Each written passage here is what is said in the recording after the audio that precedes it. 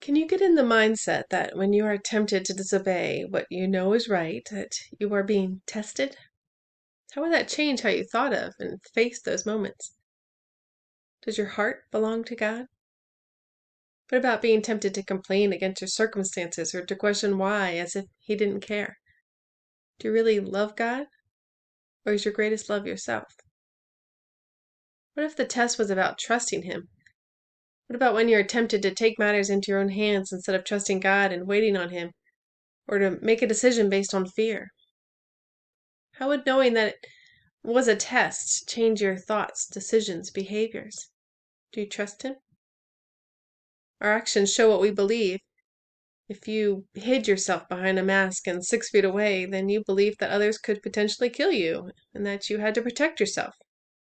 Or if you were feeling noble, maybe you would say you did it because you believed you could potentially kill someone. What if you believed that your days were determined before the foundation of the world, that God knew the plans He had for you and they were for good and not harm? What if you believe that a believer has eternal life and will never die, that a believer can't have his life taken from him apart from the will of God, that God is in control and no one and nothing can thwart His will? What if you believed that God was your shield, tower of defense, refuge, shelter, fortress, that 10,000 may fall at your right hand, but the plague won't come near you? What if you believed the scriptures and what they said about who God is? That's your God if you worship the God of the Bible. This is just one little example. What is your life saying about what you believe? What are your actions with relationships, money, safety, lifestyle, habits saying about what you believe? Are you showing that you believe in God?